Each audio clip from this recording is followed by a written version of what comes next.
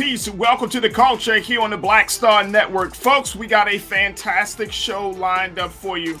Let's talk about what has happened with Harvard and their admittance to being part of the great legacy of slavery in this country. We have a very, very important guest to talk to us, give us the ins and outs of their 134-page report about what they did and what they plan to do to address their slave legacy. We'll have that conversation. At the 4 o'clock hour, folks, we're going to be checking in with culture correspondent Ashley Banks to give us the latest about the appeal that Derek Chauvin has put forth to the court. Also, we're going to talk about the report about the Minnesota police and how they're now are going to be calling for a consent decree to clean up all of the dirty practices of that department. So we'll have that conversation later.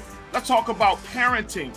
Are you the type of parent that's going to give your child a choice, or are you a helicopter parent? We'll talk about that dynamic with Culture crew member Nira Muhammad. So stay with us. A lot to get to. It's the culture right here on the Black Star Network. Let's go.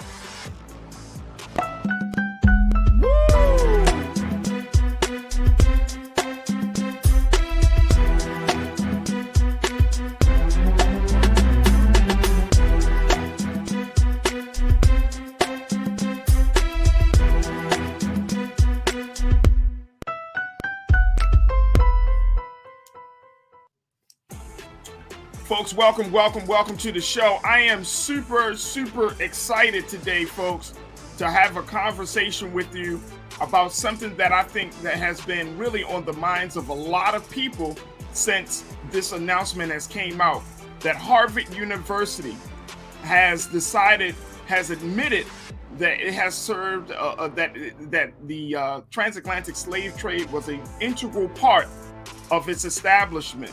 President Lawrence Bacow has come out and said that the university is going to be making moves and progress onto addressing this slave legacy. And they have created a committee to talk about this. And out of this committee, a 134-page report has been developed to talk about the various elements of Harvard and their relationship to the transatlantic slave trade.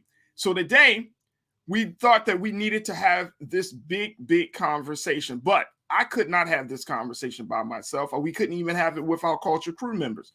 We have to tap into the experts to give us a deep dive into understanding the many dynamics, the factors, just so much to consider as we're looking at one of this country's most elite institutions and how they plan to handle their legacy of slavery. Here joining me now is a brother who I have a love and great respect for.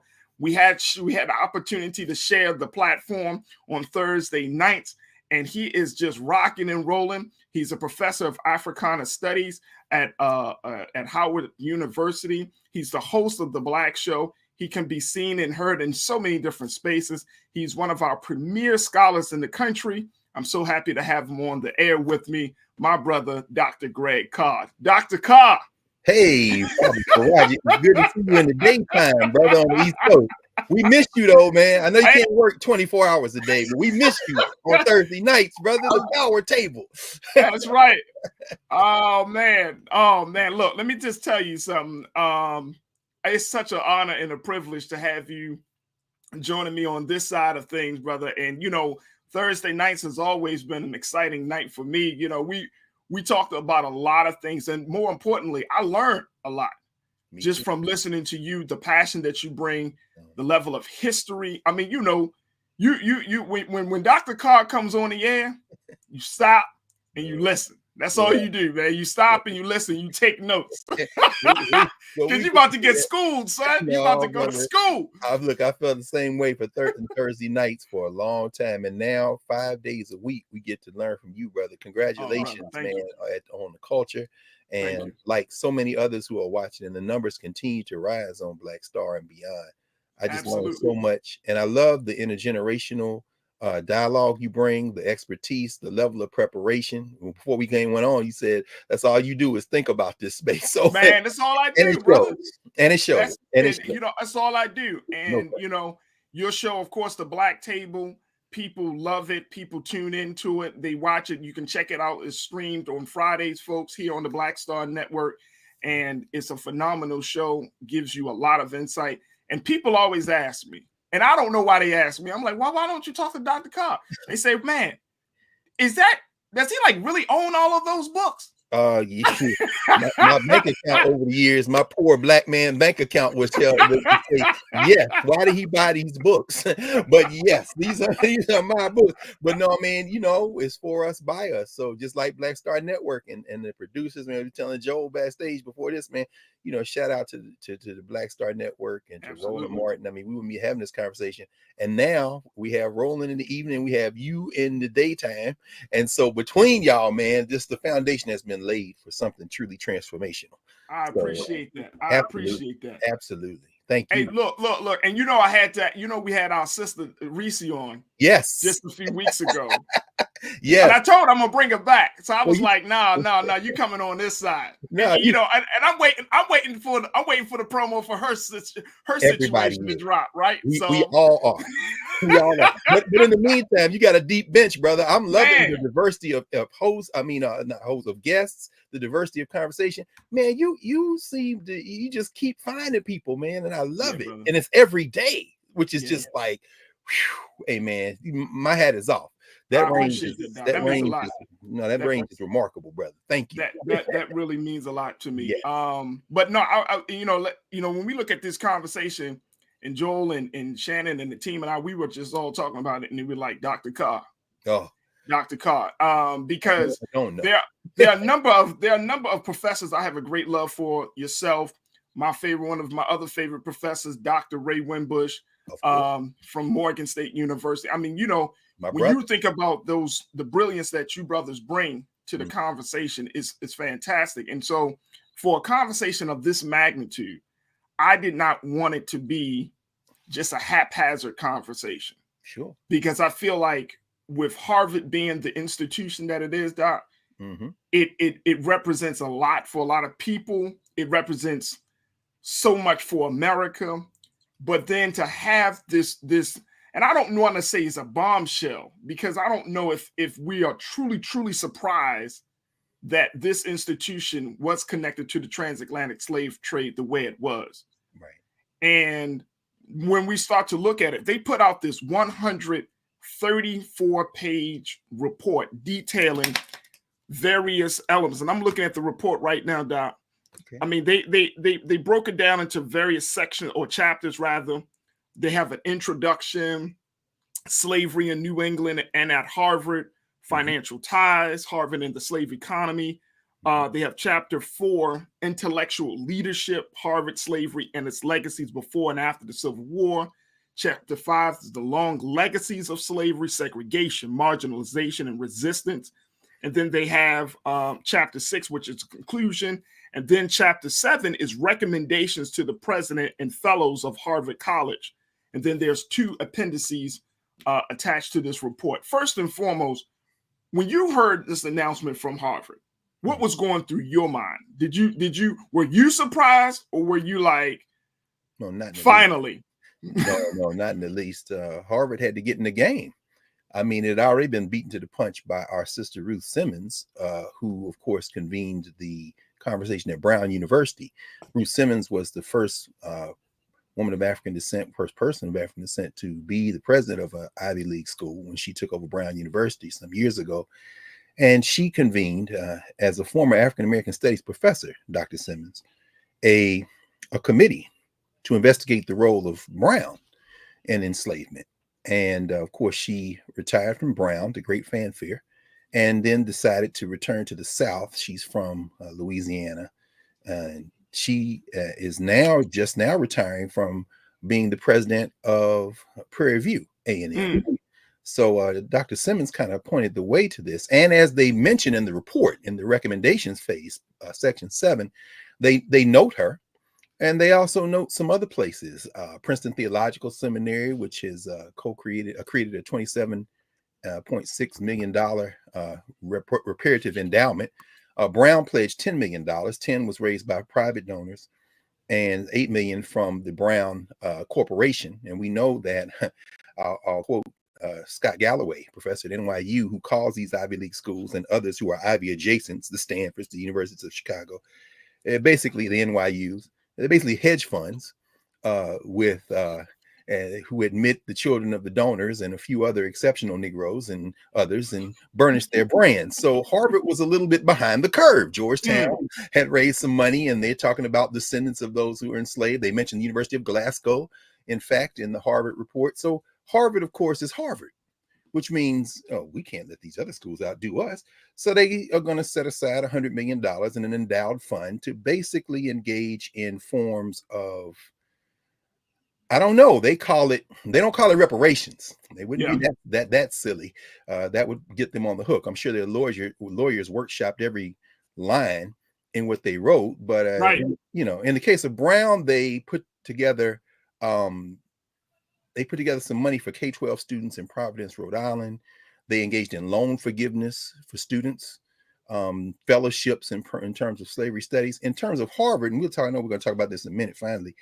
Harvard created some recommendations that, if nothing else, will burnish the Harvard reputation. So no, I'm not surprised at all. And anybody who wants to read about the role of enslavement in the Ivy League, get Craig Stephen Wilder's book, Professor Wilder's book, Ebony and Ivy, where he basically traces the impact of enslavement and the creation of the Ivy League schools, all of them. So you can just get it in one book. So no, I wasn't surprised at Harvard at all. Would you recommend that people take a look at this report, this 134-page report? Absolutely. I think it's a masterpiece of forensic science. I mean, I love it. I mean, I was telling Joel and you before we came on. I mean, I've kind of been laughing. There have been a couple of moments I laughed out loud. Not at the tragedy of enslavement, of course, because we, of course, are victims of that, ongoing victims in the afterlife, but laughing at the kind of aggrandizement of Harvard's resources.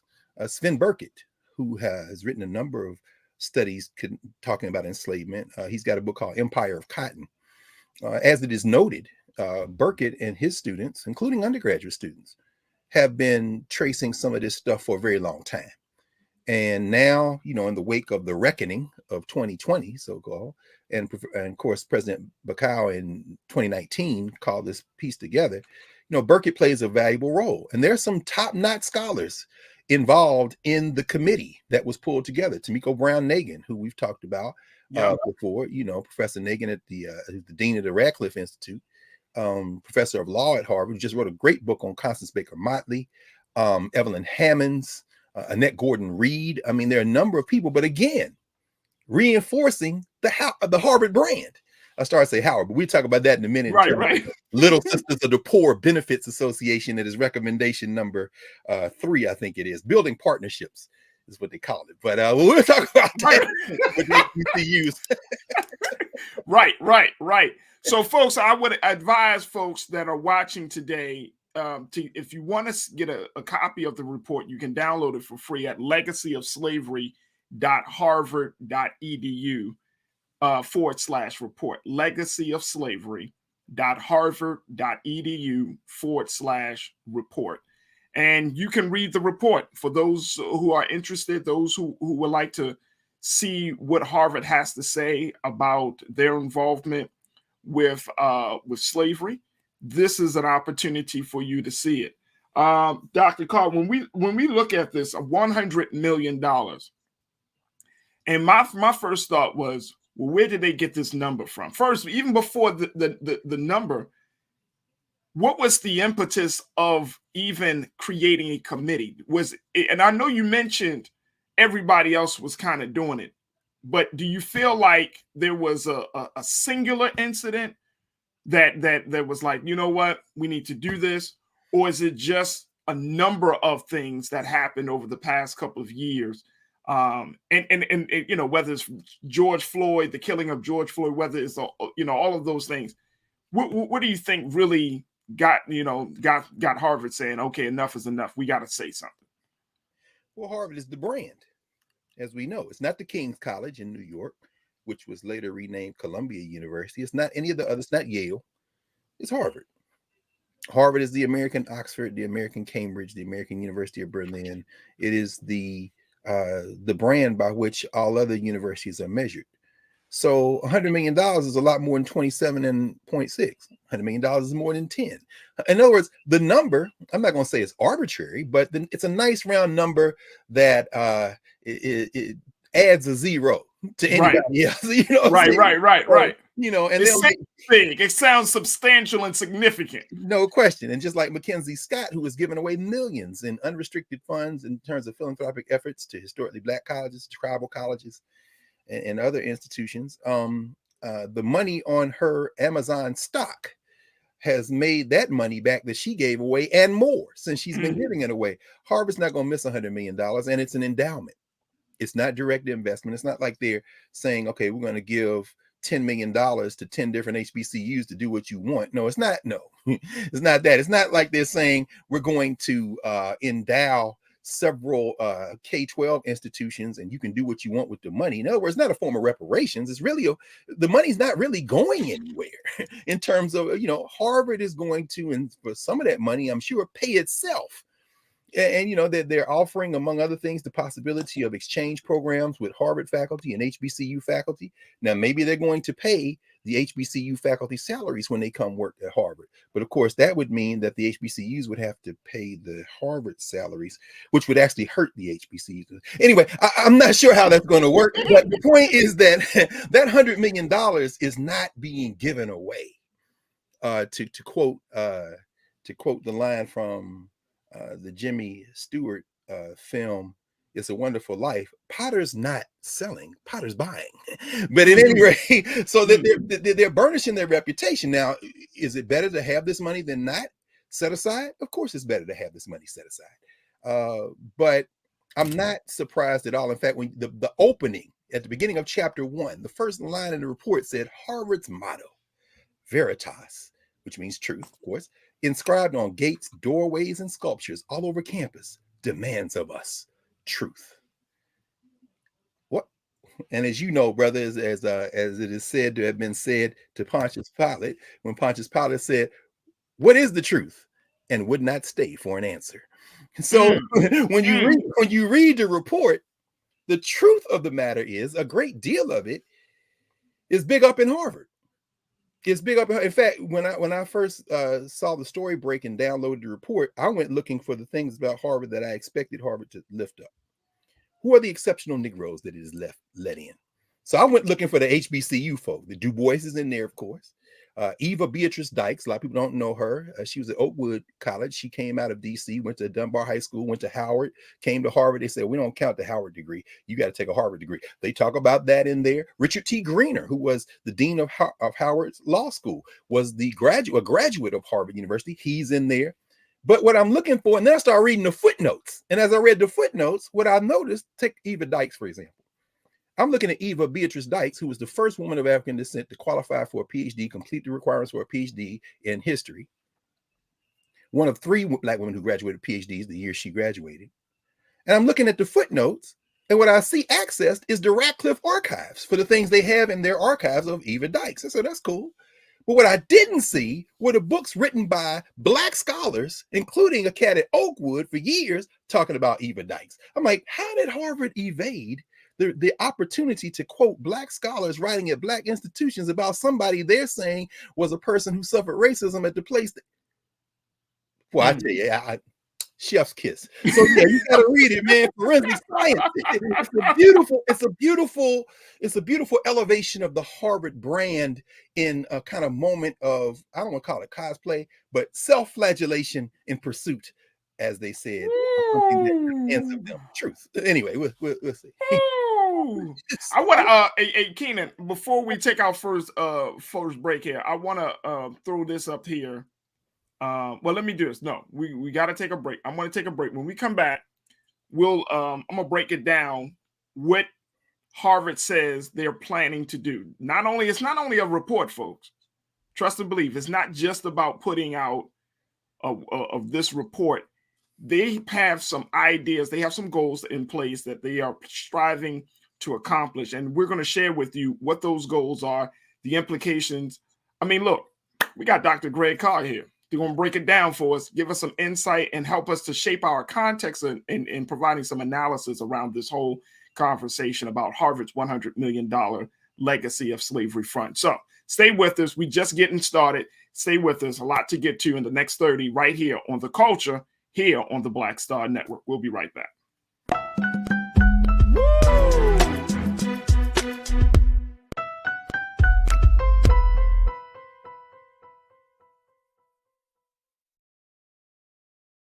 Don't you think it's time to get wealthy?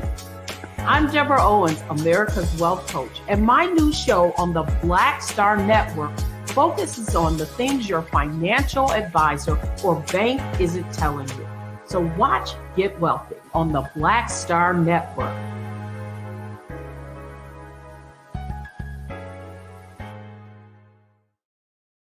Pull up a chair, take your seat.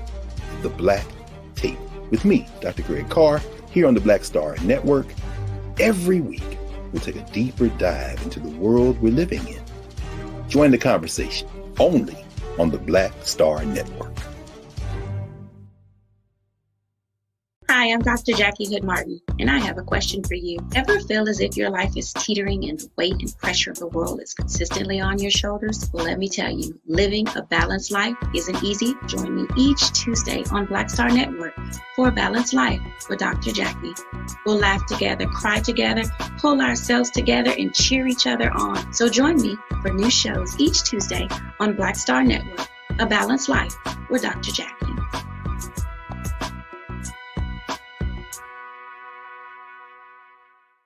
It's time to be smart. Roland Martin's doing this every day. Oh, no punching! Thank you, Roland Martin, for always giving voice to the issues. Look for Roland Martin in the whirlwind, to quote Marcus Garvey again. The video looks phenomenal, so I'm really excited to see it on my big screen. Support this man, Black Media. He makes sure that our stories are told. See, this difference between Black Star Network and Black-owned media and something like CNN. I got to defer to the brilliance of Dr. Carr and to the brilliance of the Black Star Network. I am rolling with Roland all the way. Honored to be on a show that you own. A black man owns the show. Folks, Black Star Network is here. I'm real revolutionary right now. Roland was amazing on there. Stay black. I love y'all. I can't commend you enough about this platform that you've created for us to be able to share who we are, what we're doing in the world, and the impact that we're having. Let's be smart. Bring your eyeballs home. You can't be Black-owned media and be scared. You dig?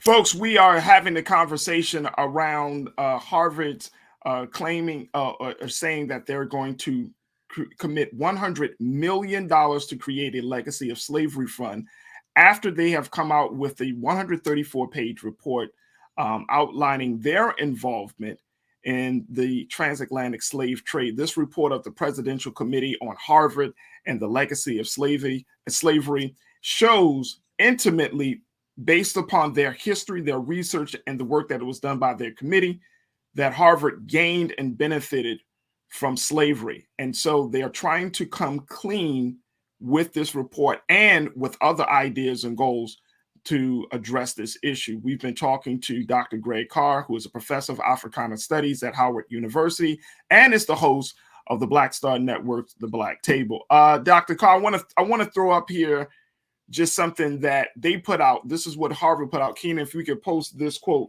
on the screen, talking about what Harvard is planning to do, some of their key goals in this whole effort. They are planning to address slavery legacy. The report calls for spending the money in a multitude of tracks. One, by tracing the modern day descendants of enslaved people at Harvard. Two, by building memorials and curriculum to honor and expose the past.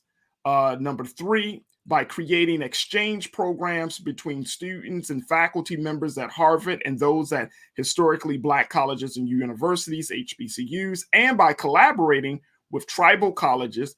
And four, by foraging partnerships to improve schools in the American South and the West Indies, where plantation owners and Boston Brahmins made their intertwined fortunes on the backs of the enslaved.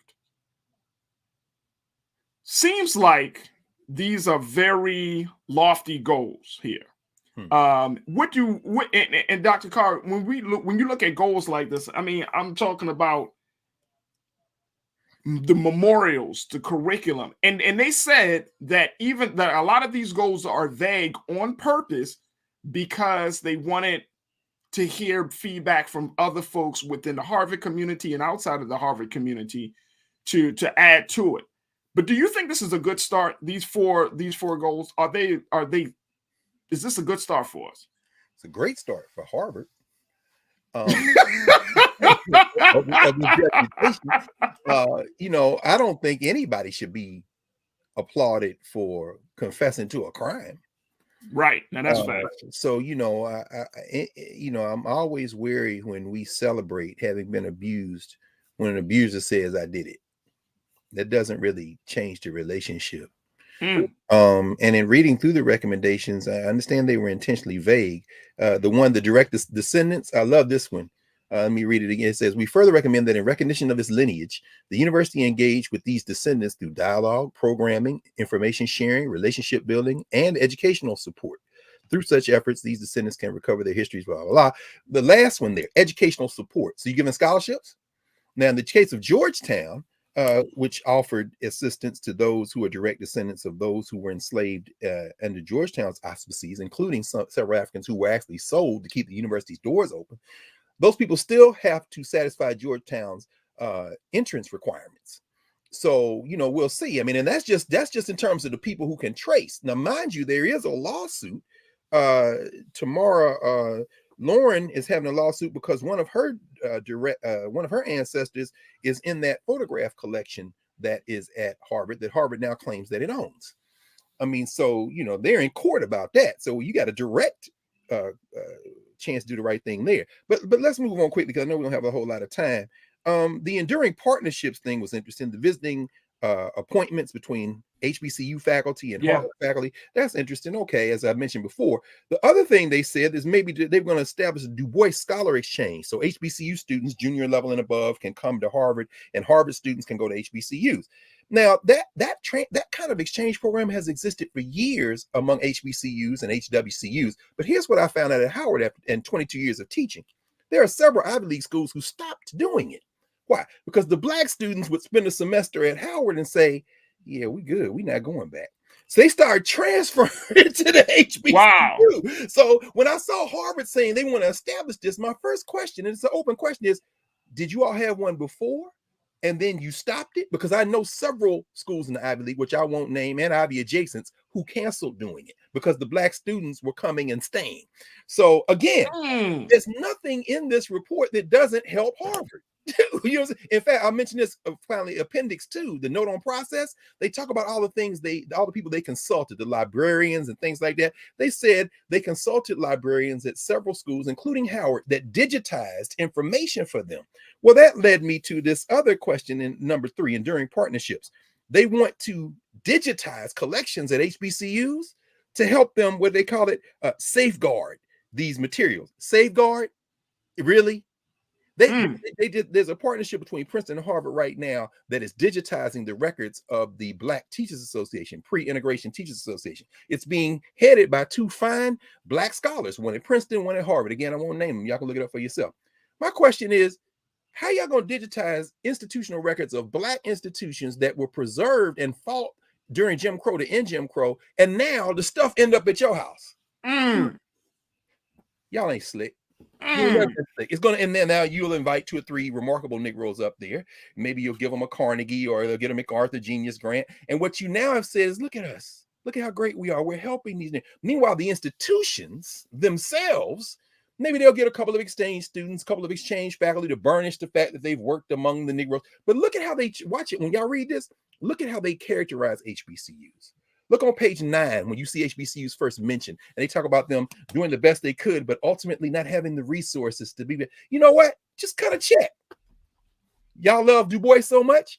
Cut a check. Write Fisk a $50 million check, no strings attached. That ain't no money. You'll make it back in 6 months on your endowment. Write him a $50 million check, but you're not going to do that. You're not going to do that at all.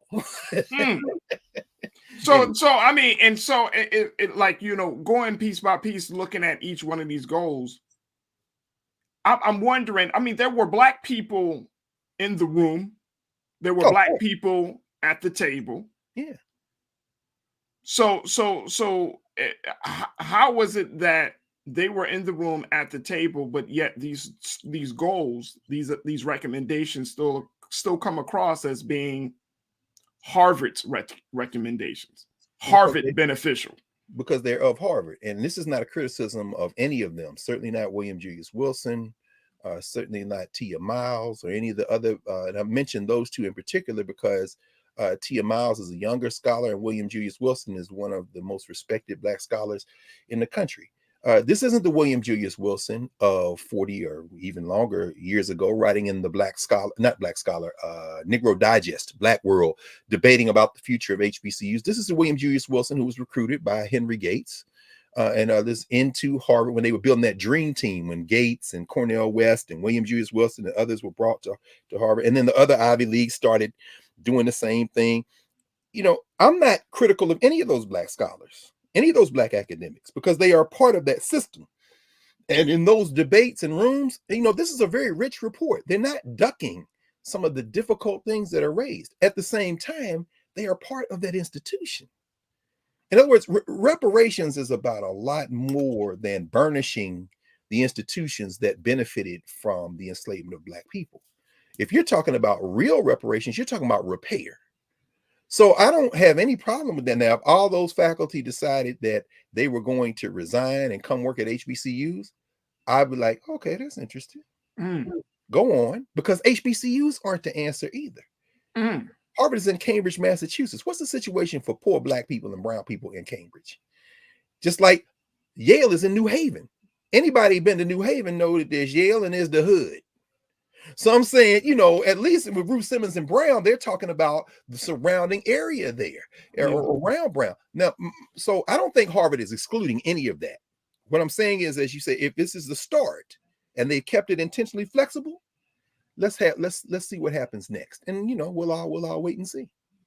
So speaking of reparations, I mean, you talked about Professor Tamika Brown-Nagin. Yes. And she said in an interview last month, just before this came out, of course, that they were being intentional about making sure that this $100 million is not seen as reparations, because she said, quote, reparations means different things to different people. So fixating on that term, I think, can be counterproductive. Absolutely. So do you think that was the right decision for them to not frame this as part of a reparations conversation? I know they be leaving themselves open to very real critique, because reparations means one thing. And Professor Brown-Nagin, a brilliant scholar, on the faculty at the law school, Tamika Brown-Nagin got a JD. She know damn well you better not call this reparations. So you have to be intentional. You can't, of course it's not reparations. You can't talk about reparations. A professor at Columbia, my friend Catherine Frankie, who wrote a book called Repair several years ago that I actually teach at Howard Law School. This is a white woman, radical scholar at the law school, to whom I've sent students. In fact, one of my best students, Brother Jalil Muhammad. He grew up in the Nation of Islam. Jalil is graduating from Columbia Law in a couple of weeks. Wow, I know Brother Jalil. You know Jalil. Jalil is my man. Wow. You know what I'm saying? Jalil is a brilliant scholar, and she's got him working on this reparations work. He's extending her work. What Catherine Frankie said is, my ancestors benefited from enslavement, even though I am not from people who were here. But I came here, and guess what I got coming here? Whiteness. She said, you know what? I think there should be perhaps a wealth transfer tax, and that money be put in a common fund. You can have community land trust, you can have education, you can have all. She writes about this in her book Repair. Harvard not talking about that. And Professor Brown-Nagin knows good and well they're not talking about that. So of course now when she says we shouldn't get fixated on it, I suspect that part of the reason that you don't want to get fixated on it is because that will require more of that institution than you are willing to call it. And when you read this report and you look at the history of Ewart Grenier, for example, who founded the African American Studies program at Harvard, whose daughter Lonnie, of course, we know, the jurist, and who Bill Clinton sold out. When you look at all these things in that report, when you look at William Hastie, Charles Hamilton Houston, the people who Harvard produced, Eva Dykes, W.B. Du Bois, most of them, many of them in that group came out of HBCUs. Now, if there's going to be a wealth transfer to HBCUs to train more students, that would look more like reparations, because you benefited from HBCU faculty. In fact, they said in the report, these HBCU undergrads you sent to us burnished our reputation, even though from 1898 to 1940, there were about 60 Black people in the Harvard student body at Harvard College. So the Negroes you did send here were superstars. And the Negroes who are there now are superstars and want to continue to shine in a firmament that they would not want to diminish by continuing to hold it to account in a way that might cost them their jobs. So I don't have no critique of them. They want to stay working on John Harvard's. Let's start a college, John Harvard's plantation. Right. Anyway, but I mean, I'm not gonna call it John Harvard's plantation. I'm not gonna call it. I'm not gonna, even though as they detail in the report, right, that literal seal of the law school for years, that sheaf of wheat in the middle was a gesture toward the enslaved plantations, out of which they got their donations and their profits and their investment returns on investments for loans. Oh, they detail it beautifully in the report. What you gonna do about it? We're gonna set up a fund and talk about it. And see, Doc, and Dr. Carr, that's what I was thinking. I was like, I'm still not hearing. Give me the substance. You know what I'm saying? I feel like we're getting the appetizer, but we're not at the main course right now. And I'm thinking to myself, like, you know, like when you're talking about reparations, I know part of the conversation has been on education in terms of, okay, the descendants of enslaved people should be going to certain Ivy League schools like Harvard, Yale, free of charge. Or better yet, going to HBCUs and other schools with some of that Harvard money. That would be reparations. Wow. See, but how's it repaired when you basically, in fact, the last thing they write in the conclusion is much remains to be done as we seek to live up to our highest ideals. But by undertaking these endeavors in good faith and with a commitment to meaningful action, the university imbues Veritas with new meaning and renews its commitment to excellence. Wait a minute, is that the same commitment to excellence you had when them enslaved Africans was working on the? Come on. So what you talking about? No, and and Dr. Carr, explain this to me, because you've been in academia for years. You understand the dynamics, you understand the power players, you understand how everything works out. Sure. Some of it. What you say some of it, but when we look at this situation, I mean, like HBCUs are struggling. HBCUs in this country are struggling. They're still trying to make ends meet, right? Whether you're talking about Morgan, Howard, any HBCU, they're struggling. We're still petitioning. I'm gonna use that term lightly. The government for more assistance. Yes. But then you have institutions like Harvard, like Columbia, like Yale. Harvard has an endowment. Check this out, folks, of $53 billion. Wait, what? Love slam. 53 billion, baby. $53 billion. Wait a minute, how much is a billion? A billion is how many million? A billion is 1,000 million, right? Right. If you set aside 100 million, you set aside 1/10 of a billion, and you got 53. Man, they're gonna make their money back by the time the show is over. 50, or by the time the show is over. And they didn't even give it out. It's an endowment, meaning what? We are setting it aside and keeping control of it. Come on, y'all. That's what I'm saying. So I feel like there needs to be. I mean, the gap of inequality between HBCUs and the little money that HBCUs are getting versus these larger institutions. And I'm thinking to myself, it can't be that difficult to come up with a strategy or way to bring some real equity in it. And I always say this, Dr. Carr, and I've been saying this, you know, please correct me if I'm wrong. Dr. King said, "Is always the right is never the wrong time to do the right thing." No question. And so it's like at this point, that's right. At this point, I'm convinced that you just don't have the will You really just don't have the will to do the right thing. Right. So I mean, like I hear what Harvard is saying, and I think hell, any institution, any business or corporation, I think they all gain. If you're talking about Ford Motor Company, you talk whatever industry, they have all benefited from the transatlantic slave trade. They have all benefited on the backs of our people. But at this point, the admission is that's nothing to me. No. What are you going to do about it? Yeah. Substantially. I don't have any real criticism of Harvard because I don't have any expectations of Harvard. See, this is the thing. I mean, the idea is that we have these expectations. And so when you talk about the endowment, Howard is the closest HBCU to $1 billion endowment. It's just south of $1 billion. It's now in the high 800s. There's no other HBCU that's close. Spelman, I think, is second. They may be over the $300 million mark. But there aren't 10 HBCUs among the 103 or 4 or 5. And shout out to Morris Brown for reacquiring accreditation in the AUC. There aren't even 10 that have $100 million or more.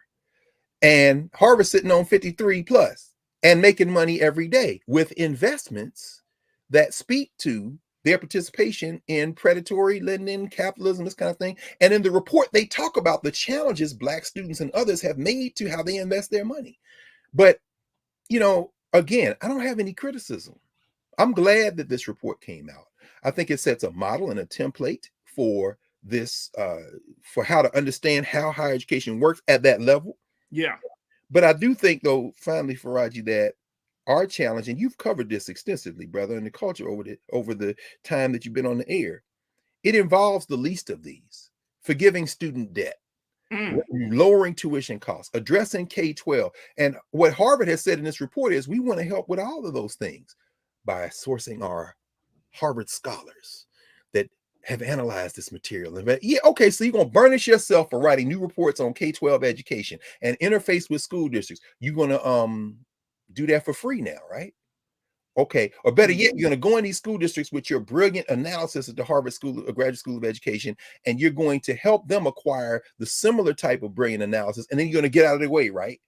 You're going to show up without the Harvard brand, right? Hell no, you're not going to do that because you want credit for it. And as you said, I mean, one thing about virtue signaling is signaling is key. It's got to be Harvard that does this. So yeah, nah. So I guess that leads us to the next question. I mean, since you don't have any expectations, should we even have a discussion about accountability, holding them accountable?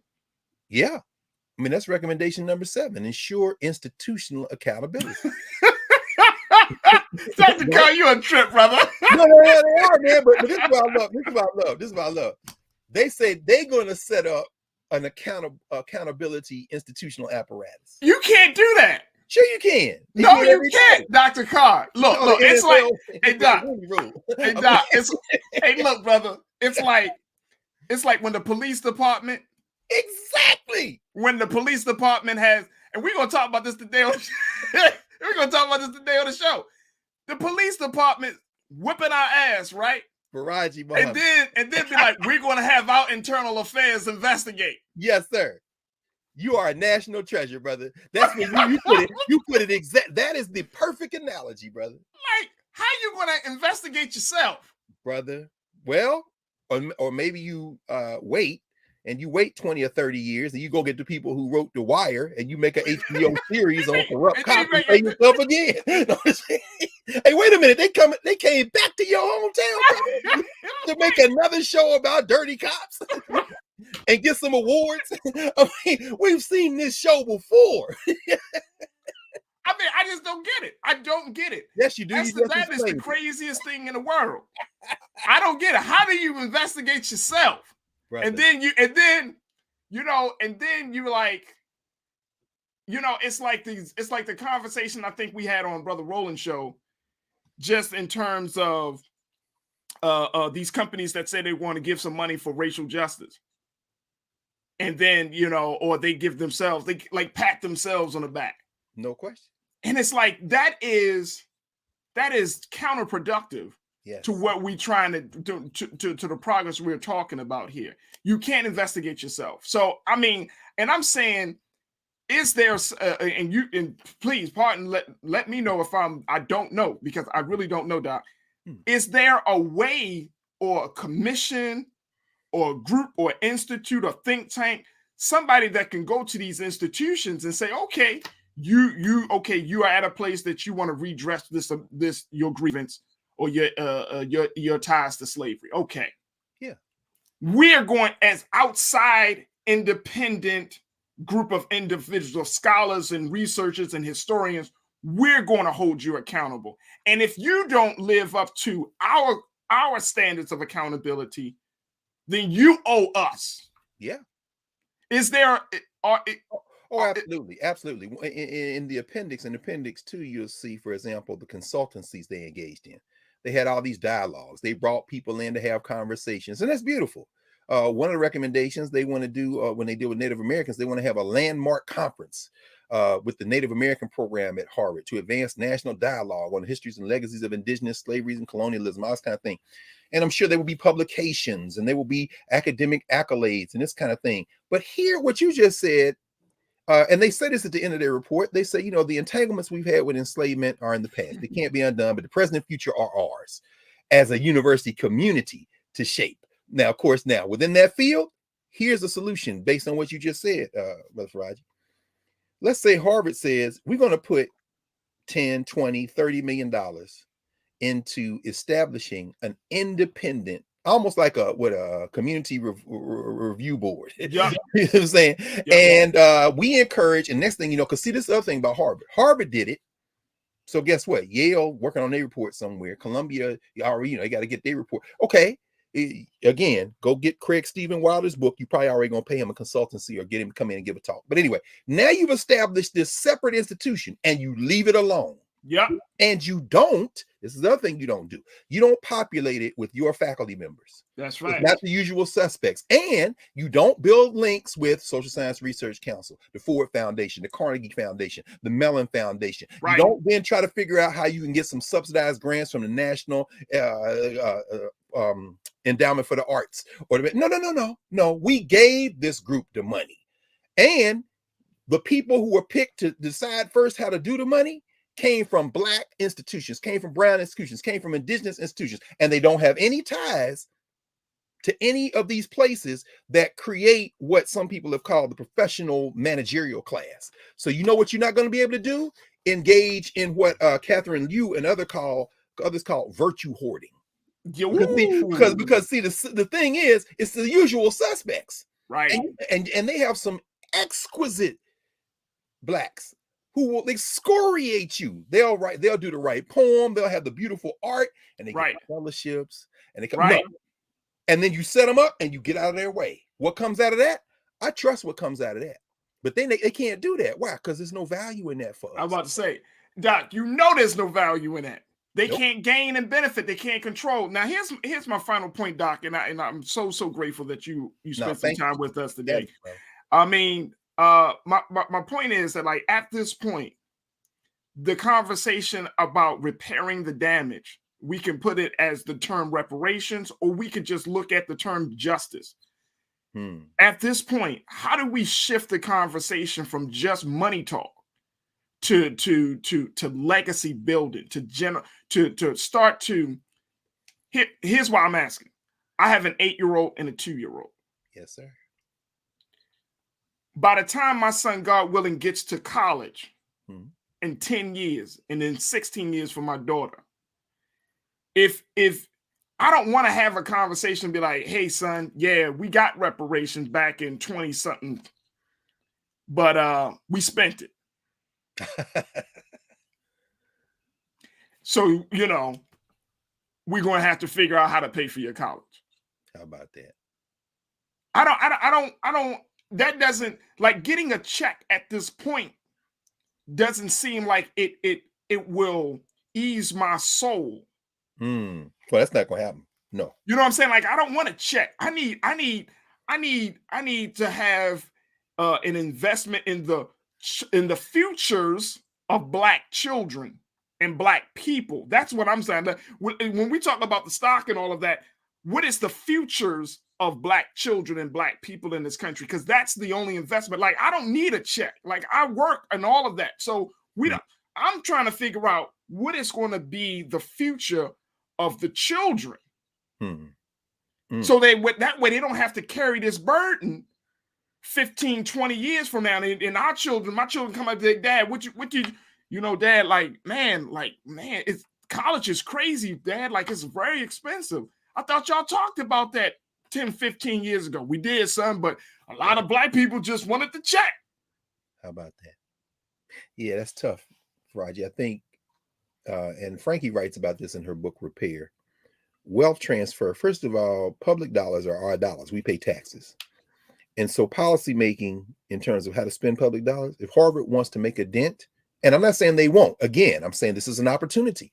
Use Harvard's clout, use the number of Harvard graduates who are in public policy making at the state, federal, and local levels to engage in resource investment in these communities that are suffering. Use your cultural capital, the one you burnish so much, to intervene there. Now, when you're talking about self-repair, of course, we can't look outside for that. And so we're having a conversation in the Black Star Network in part because, Brother Roland and all of us, are saying, let us support our own. This becomes a threat to the hierarchy because while we're having this conversation, I'm sure this Harvard report is going to be discussed on white-facing media, and they're going to have some experts in there, and they're going to blah, blah, blah, and it's going to be a very different conversation. Why? Because it's burnishing those places. I'm not against the check. I think everybody should get a check, but I also think that can't be the objective, as you said. What we need to engage in terms of reparations transcends even the United States of America. If you're going to reimagine the country we live in and the world we live in, it's going to require a different look at the way we even think about each other. And I do not see that in the Harvard report, nor would I expect to see it in the Harvard report. No. Harvard's going to remain Harvard. Right. You see. And hey, be Harvard. But my question is, what's Tuskegee going to do? What's the legislature going to do in Louisiana for Southern and Grambling? What are we talking about with Alabama A&M and Alabama State? And more importantly, the K-12 schools. More importantly, everything from basic needs like food, shelter, housing, and that's policy making. You want to impress Harvard?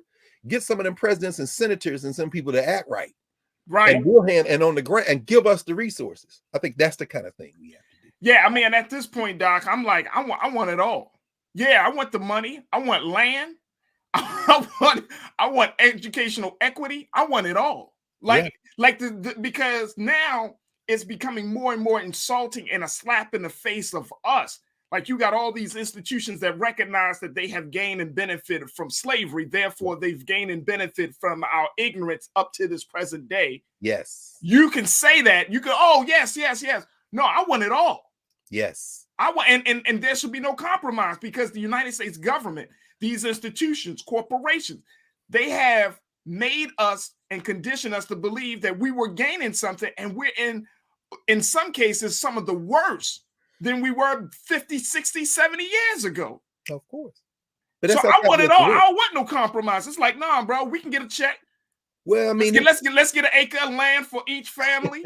You know what I'm saying? Let's make sure our children go to school for free. Like, I want it all. Yes. Well, that's tough, Farajii, because I think what that requires then is a facing that we're not going to get that by behaving the way we've been behaving. The only way we made progress in any moment in world history is when the people who are being taken advantage of say, "That's it. You're not taking advantage of me anymore."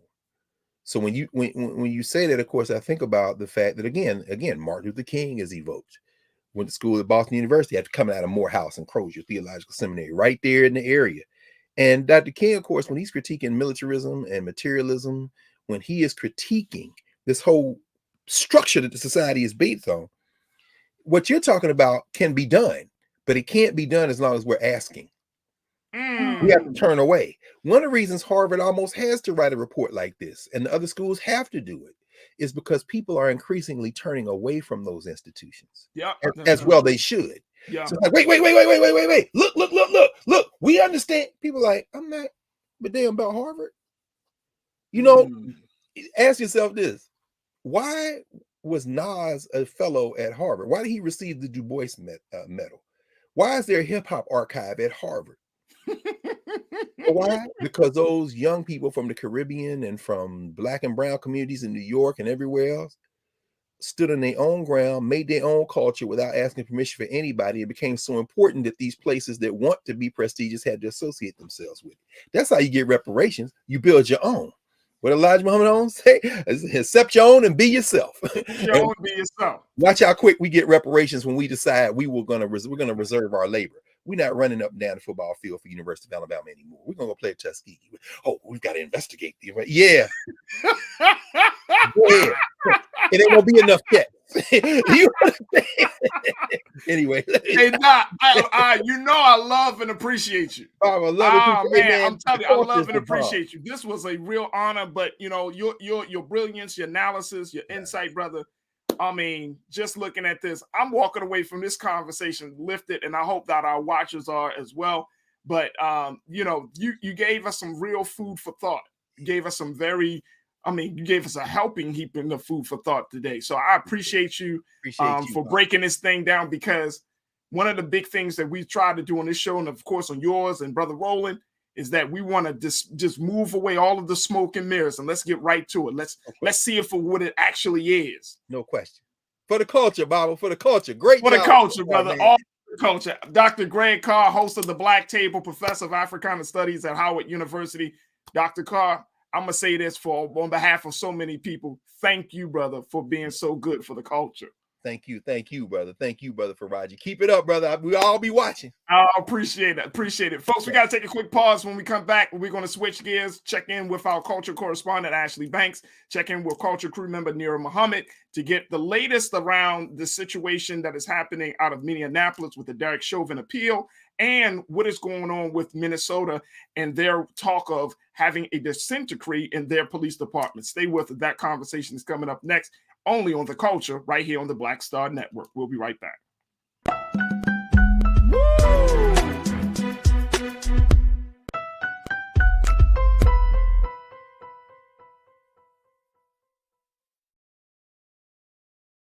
Don't you think it's time to get wealthy? I'm Deborah Owens, America's Wealth Coach, and my new show on the Black Star Network focuses on the things your financial advisor or bank isn't telling you. So watch Get Wealthy on the Black Star Network.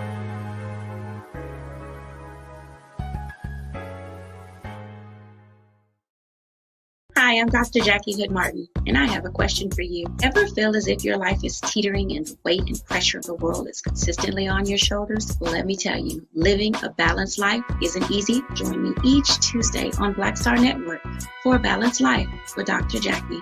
We'll laugh together, cry together, pull ourselves together, and cheer each other on. So join me for new shows each Tuesday on Black Star Network, A Balanced Life with Dr. Jackie.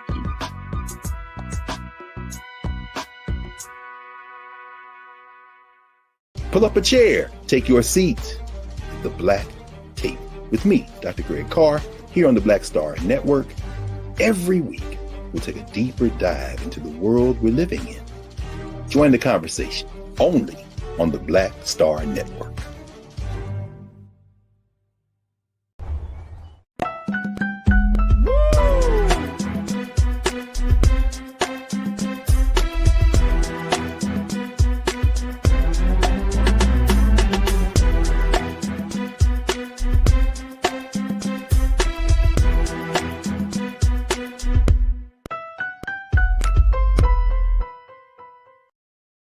Folks, welcome back to the second hour of today's show of The Culture right here on the Black Star Network. I'm going to just tell you, folks, still pumped from this last conversation that we just had with Dr. Greg Carr and the announcement that Harvard made earlier this week about dedicating or committing $100 million to dealing with its slave legacy. If you missed the first hour, make sure you go back, check out the replays and everything, and let them share with your family and your friends. But that conversation got my juices flowing, man. Oh, man. All right. So sets me up for another conversation that we're going to have. And I wanted to bring in some heavyweights for this discussion. But there are a couple of things that are happening in Minnesota, folks, that we wanted to bring to your attention. First thing is that former police officer Derek Chauvin, the one responsible for killing George Floyd, continues to try to appeal the decision around his verdict. So we're going to be checking in a moment with culture correspondent Ashley Banks to talk to us about the latest with that. Also, Minnesota police, it looks like there has been a number of practices that shows that that the police departments there have been discriminating against Black and brown communities for years. Look at this, engaged in pattern of illegal racial discrimination. This is the Minneapolis Police Department there. And then this is according to the Department of Human Rights Investigations. They found that that police department violated civil rights law. Multiple iterations of city leaders failed to hold the officers accountable. It's a wild city up in Minneapolis. Wow. So we're going to have that conversation. So let me bring in these two dynamic women to talk to us about these things. First, culture correspondent Ashley Banks, and then Nira Muhammad, who is an activist, educator, and host of Queen Talks with Nira, the podcast that can be heard on all podcast platforms. Ashley, Nira, welcome to the conversation. Thank you, Farajii. Absolutely. Absolutely. Oh, absolutely. All right. Oh, Ashley, let's start with you dealing with this Derek Chauvin appeal. What is he trying to appeal for, Ashley?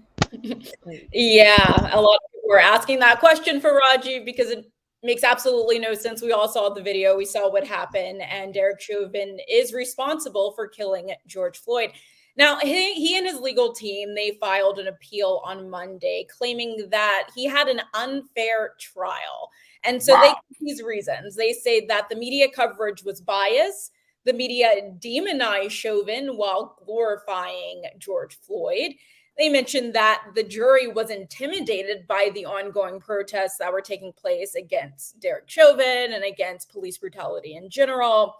The legal team also said their trial should not have been held in the same county in which Floyd died, stating that there was going to be bias anyway because everyone saw the video. It was the talk of not just the town, but of the nation, of the world. And so they believe that the trial should have taken place in another location.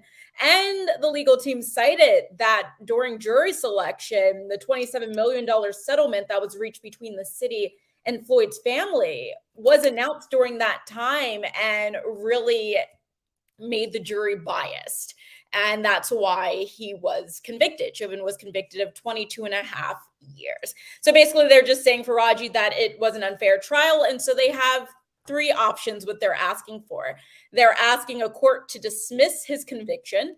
They're asking the court to reverse his conviction and order a new trial in a new venue, or hand down a lesser punishment. And so that's what they want. Wait a minute.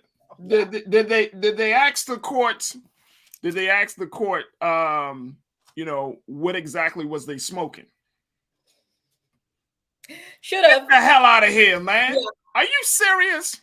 Yeah. Dismissing, reversing, and asking for a lesser sentence. Yeah. He simply believes it's unfair. He simply believes the media and all the attention that this tragic incident was getting basically was a disadvantage to him. But the reality is, dude, you killed George Floyd and it was recorded. The entire world saw what you did. The prosecution at the time was asking that Derek Chauvin get 30 years behind bars. And so for him to be convicted for 22 and a half, he kind of got off a little bit. And so, I mean, for him to ask for a lesser punishment for killing someone, I mean, really? Really? Wait a minute. Look, I'm trying to, how old is Derek Chauvin? Do we know how old he is? Yeah, we do. Let's see. Are you looking it up? Yeah, I'm gonna look it up real quick. I want to make sure. He's 46 years old. So he's potentially could leave prison when he is, what, 69? Yeah. I mean, your life is not over at 69. It's not. But for him, it's over because he killed a man on camera, right? But I think that this is a huge slap in the face, Ashley, that they even have even filed this appeal. And based upon what I understand around this, let me make sure I'm right. This was an 82-page appeal. Yep. So so I mean, and I'm not asking. I'm asking you to tap into your attorney side for a moment, because you are a future lawyer here. So, if you are making these type of criticisms about how the trial was done, the venue, it sounds like you're simply grasping for straws here. Am I correct? They are. I mean, the legal team is doing what it's supposed to be doing. As much as you and I do not want Derek Chauvin to leave prison, he does have a legal team who's getting paid, and they're going to do all that they can to get him out of jail. And some of the things that they're raising, some of the concerns that they're raising, sure, we can say that they are legit, but at the same time, it doesn't matter where this case was tried. Everyone knows the case. So essentially, the outcome would probably be the same. Yeah. I do not think that Derek Chauvin deserves a lesser punishment. No. I believe the punishment is just, and some people would argue he should be getting more. He should be spending more time behind bars because he killed this man while this man is begging for help over a counterfeit $20 bill. So, yeah. No, let me just tell you. The fact is, and Nero, I want to bring you into this right now. The fact is, he cannot handle this mentally, emotionally. He cannot handle being held responsible for the crime, because I truly believe, and Nero, tell me what your take on is. I truly believe this dude probably doesn't even think he did anything wrong. I don't think he did. I think the way he put his knee on George Floyd's neck with so much, this obnoxiousness, not even like he was just this superiority, this air of superiority. I truly don't think he did anything wrong. And I think that's the problem. Like it, and it may, and I've heard stories, Ashley, where people go to prison and it hits them once they behind bars, once they hear the sound of the cell closing, that I'm really in jail. I'm not going home. Like it hit people then. I don't think it hit him yet. I don't think it hit him. Yeah, I mean, I'm with you, Farajii. I think in some ways it just probably hasn't. Him being a part of law enforcement, some of them do believe they're above the law and deserve a certain privilege that the average person doesn't.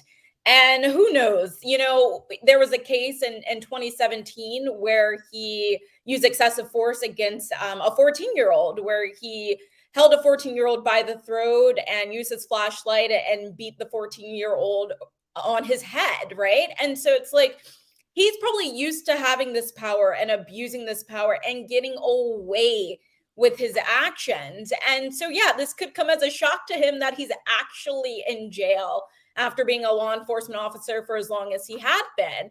And yeah, he wants out. I mean, anybody would want out of jail, especially a police officer like himself. We have no idea what he's facing in prison, especially being a law enforcement officer who has put other people in jail. Yeah. But at the same time, he has to come to the realization that you committed a crime. You have to do the time. There are consequences for what you did here. It was an unjustified killing at the end of the day, and you need to be behind bars. It's as simple as that.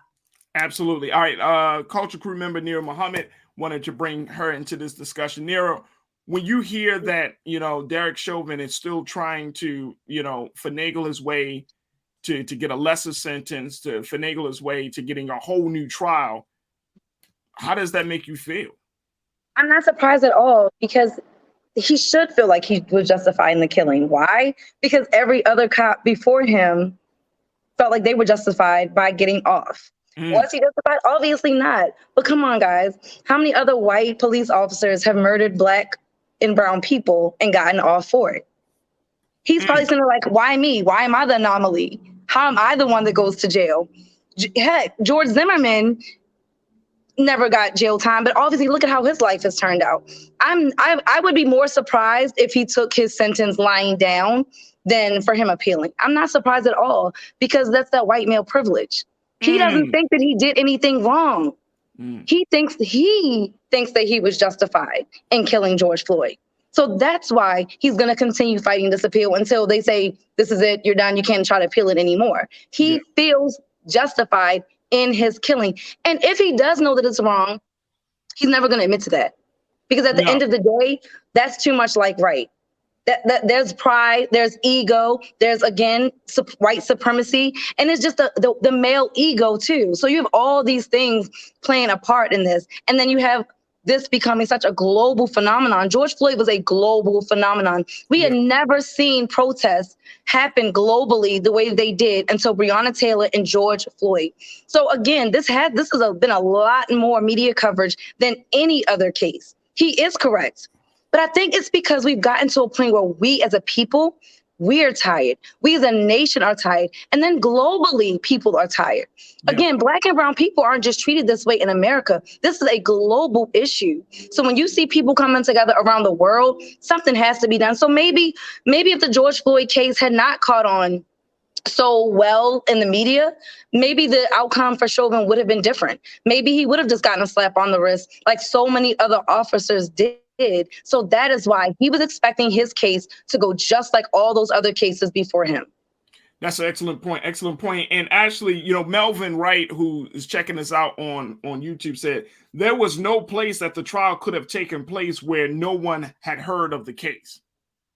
Like, did they have, in this 82-page appeal, did they provide any recommendations on a space or on a place that they could have had this trial? That's a great question. Not that I saw, Farajii. And I mean, clearly there's no place, once again, where they could have had this trial. We were all aware of this case. It was COVID-19. So we're all stuck at home, paying attention to social media more than ever before, paying attention to the news, paying attention to whatever was in the headlines. And so there's not one person who hadn't heard George Floyd's name. And as Nira stated, I mean, between the Ahmaud Arbery case, Breonna Taylor, and then George Floyd, that was a big year for brutality, right? And so we did, like you said, we saw the protests all around the world. This was a major thing. And so there is no place in this country where they could have had this trial where somebody would not have heard about the intricacies of this case. Absolutely. All right, so that takes us to another situation coming out of Minneapolis where now the police department is going to be placed under a consent decree.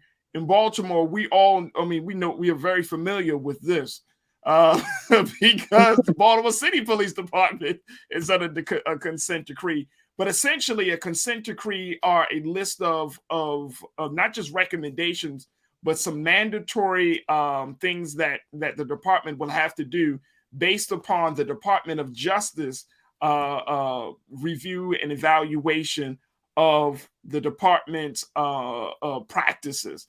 And we're seeing that something that I don't think a lot of people are going to be surprised about, Nira, the fact that Minneapolis police department, they have been racially discriminating Black and brown people.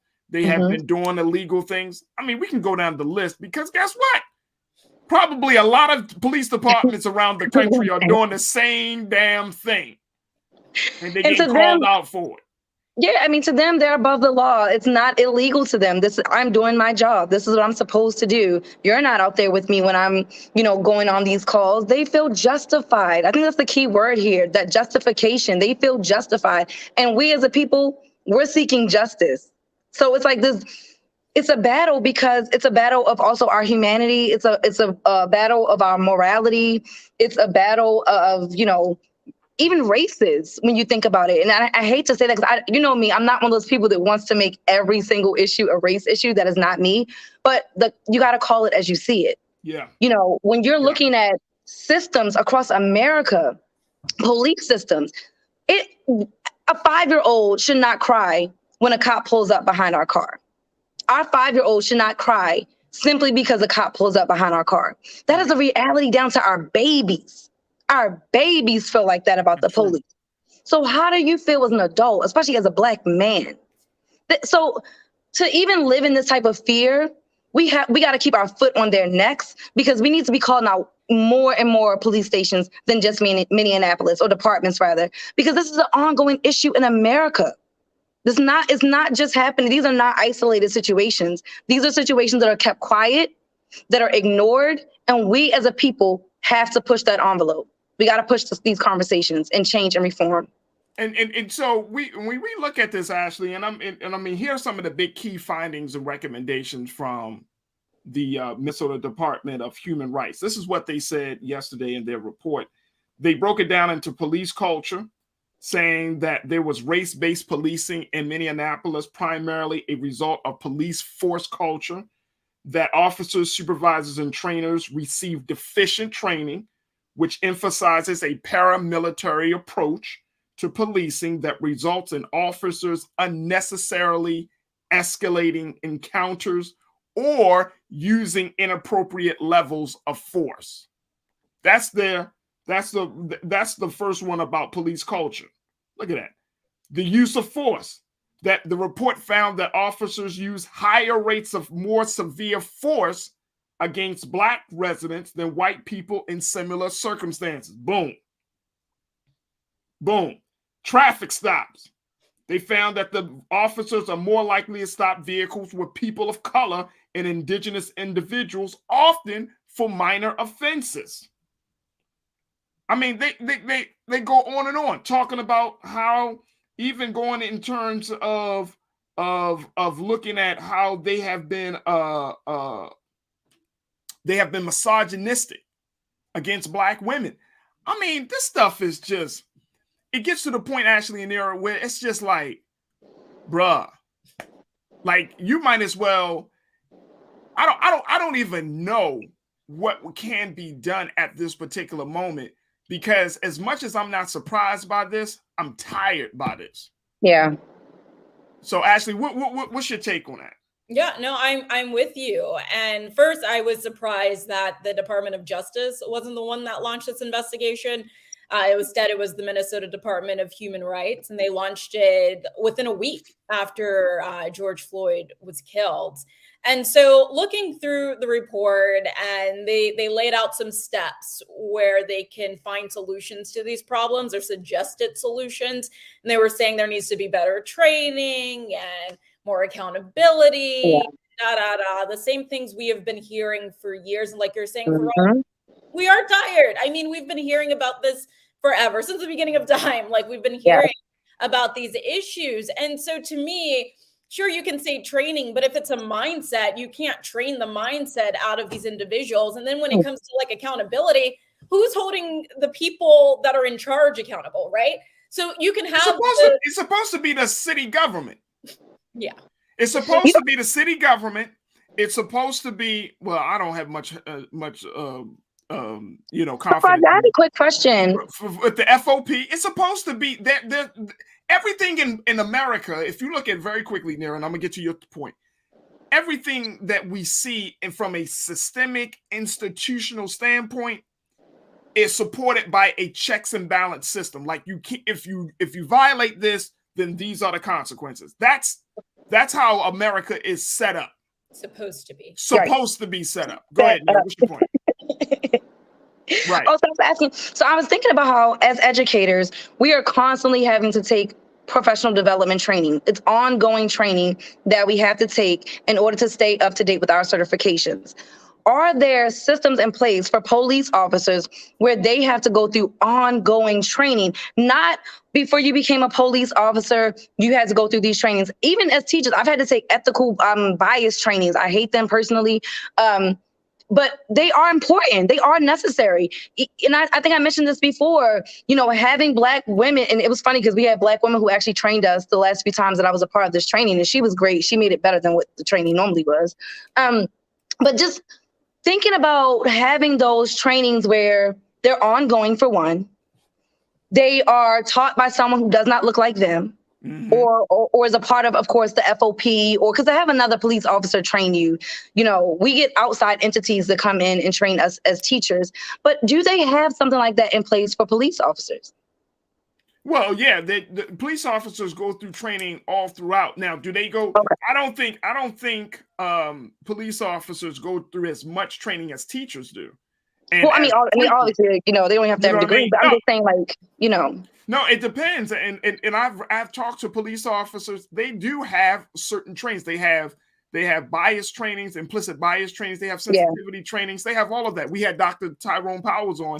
They got training for all of this. people tend to believe that the police officer aren't being trained.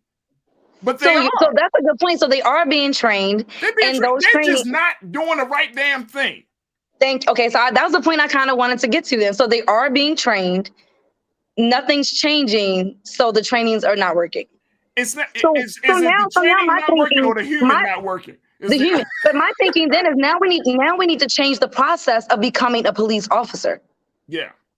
What is the same way? Oh my gosh, I remember trying to get a job years ago at the correctional facility, and the questions that they asked you were there was so much as the test we had to go and take, and I didn't get hired. They were like, nope. Whatever I answered, they probably asked if I smoke weed, and I probably say yeah. But anyway, you know what I mean? They probably asked me something back then, you know what I mean, that I probably answered honestly, that I probably should have lied to it. But just thinking about, before you even get your foot in the door, they're asking the right questions to see where your mind is at before you even get in the door. Yeah. That is what we need to do. Because if we're doing the trainings aren't working, that means we need to change the process of even becoming a police officer. I agree with you wholeheartedly. Actually, very quickly, looking at this report coming from the Department of Human Services and Human Rights, what do you foresee is happening? What would you think is going to be the next step? Or have they already said what the next step is going to be? Well, yeah, the next step is going to involve the negotiation process of creating this enforceable agreement that's going to address the issues that were listed in the report. But as of right now, there's no timeline for those negotiations. But the report said that the city and the police department can start moving forward and implementing other things to create solutions to these problems. And they said that whenever this enforceable contract is created, that it will last until these issues dissolve. But as of right now, I don't know what's going to come of this. Minneapolis has had problems for at least a decade, as this report showed. So we're sure it goes way past the decade. But we'll just have to wait and see. But like you guys are saying, obviously training is not the answer. Obviously, this accountability thing is not the answer, because these are things that have been put in place in other police departments, and we're still seeing issues. So We're just going to have to wait and see what happens in Minneapolis. Absolutely. Ashley Banks, culture correspondent, keeping us informed about what's going on locally and nationally. Ashley, thank you so much for giving us that update. We truly appreciate it. Folks, we're going to take a quick pause. When we come right back, we're going to talk about parenting. Do you think your child can handle different or dangerous ideas? This is one of the big questions that are being posed to children, especially as we're living in a time of pandemic learning, and so much has changed in socially and culturally. Are we prepared for that as parents? We check in with culture crew member Nira Muhammad to give us some insight as to understanding the changing dynamics of parenting in 2022. We'll have that conversation. Plus, we got trends posting doing the most. So stay with us. A lot to come at you for the final 30 of the culture right here on the Black Star Network. We'll be right back, folks.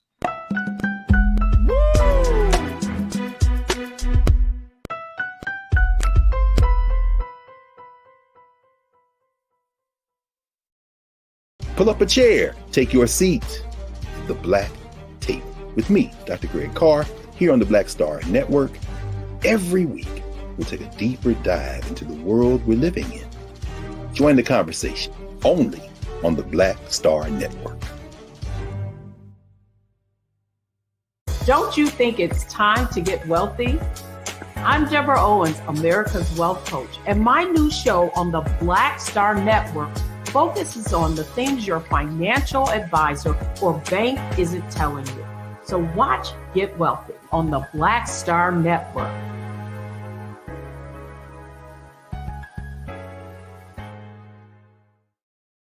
Hi, I'm Dr. Jackie Hood Martin, and I have a question for you. Ever feel as if your life is teetering and the weight and pressure of the world is consistently on your shoulders? Well, let me tell you, living a balanced life isn't easy. Join me each Tuesday on Black Star Network for A Balanced Life with Dr. Jackie. We'll laugh together, cry together, pull ourselves together, and cheer each other on. So join me for new shows each Tuesday on Black Star Network, A Balanced Life with Dr. Jackie.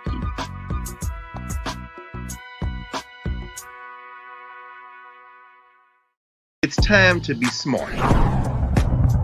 Roland Martin's doing this every day. Oh, no punching! Thank you, Roland Martin, for always giving voice to the issues. Look for Roland Martin in the whirlwind, to quote Marcus Garvey again. The video looks phenomenal, so I'm really excited to see it on my big screen. Support this man, Black Media. He makes sure that our stories are told. See, this difference between Black Star Network and Black-owned media and something like CNN. I got to defer to the brilliance of Dr. Carr and to the brilliance of the Black Star Network. I am rolling with Roland all the way. Honored to be on a show that you own. A black man owns the show. Folks, Black Star Network is here. I'm real revolutionary right now. Wow. Roland was amazing on that. Stay black. I love y'all. I can't commend you enough about this platform that you've created for us to be able to share who we are, what we're doing in the world, and the impact that we're having. Let's be smart. Bring your eyeballs home. You can't be Black-owned media and be scared. You dig?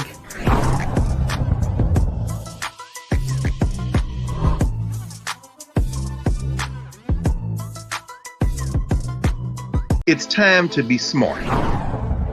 When we control our institutions, we win. This is the most important news show on television of any racial background. Y'all put $2, $3, $4, $5, $10, $15, $20, $30 on this and keep this going. What you've done, Roland, since this crisis came out in full bloom. Anybody watching this, tell your friends. Go back and look at the last 2 weeks, especially of Roland Martin Unfiltered. I mean, hell, go back and look at the last 2 days. You've had sitting United States senators today, Klobuchar and Harris. Whatever you have that you can bring to Roland Martin Unfiltered to support it, please do, because this information may literally save your life. Watch Roland Martin Unfiltered daily at 6 p.m. Eastern on YouTube, Facebook, or Periscope, or go to RolandMartinUnfiltered.com. Support the Roland Martin Unfiltered Daily Digital Show by going to RolandMartinUnfiltered.com. Our goal is to get 20,000 of our fans contributing $50 each for the whole year. You can make this possible. RolandMartinUnfiltered.com.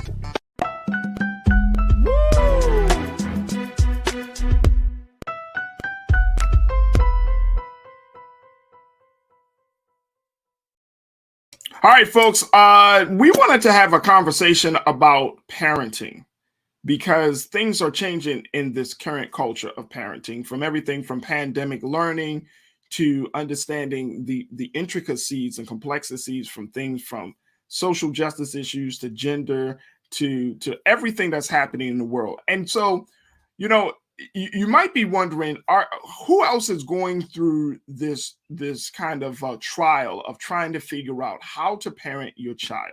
Let me just say, I am. Yes, folks, look, let me tell you, being a parent in 2022, it's certainly not easy, whether you're black or white, whether you're Christian or Muslim. It's just not easy to try to get your children, your little human beings, prepared for the big world. And so there was an op-ed that was written by New York Times columnist Matt Gross that brings up this issue. And he poses the question, well, I'm posing the question based on that op-ed. It says, can your child truly handle different and dangerous ideas? I wanted to have this conversation with educator Nira Muhammad to give us some insight, because she is seeing parenting being expressed in a lot of different ways. If you go into any school, folks, you know that every child is really a representation of their home. And as much as we like to believe that, for example, that within the Black community that we're all on the same page, or that most of us are on the same page, we might find out that we really aren't. I want to bring back Culture Crew member Nira Muhammad back into the fold. Nira, we got Nira with us? Yep. There we go. All right, cool. So I wanted to have this discussion because Matt Gross, who wrote this piece, he talks about how his daughter, who's 13 years old, had asked him, Dad, can I not go to school can I not go to school tomorrow? And he made the point, like, why? And she was, he thought that she wanted to, stay home for a particular reason, or and it was just simply, she was just in a space where she just wanted to take a rest from school. And he was like making a point to her and say, well, you know, you could do what we used to do, which is fake going to school. Like you walk out the door, but you can hang out here and chill with your friends there and all of those things. And she was making a point. No, that's too much. I just rather ask you because I wanted to talk about, you know, I have some things I wanted to share with you about this. But it brought up this whole idea of how our children are making choices, dangerous, or how they're dealing with the choices because of the information that we're in and the time that we're in. There are a lot of children that are being confronted with very different ideas than what they are accustomed to at home, and in some cases, some dangerous ideas.